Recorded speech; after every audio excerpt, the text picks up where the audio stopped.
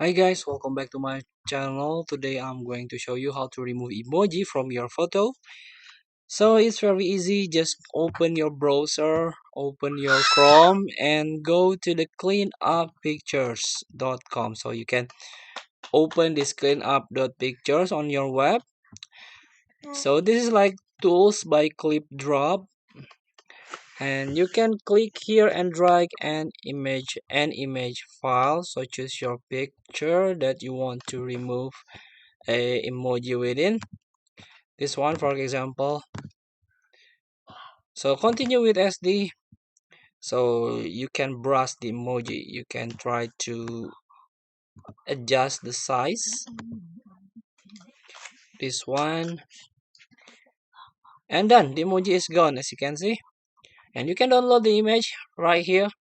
So please free to try. Thank you for watching. Don't forget to comment, like, and subscribe, and also click the button below. See you in the next video.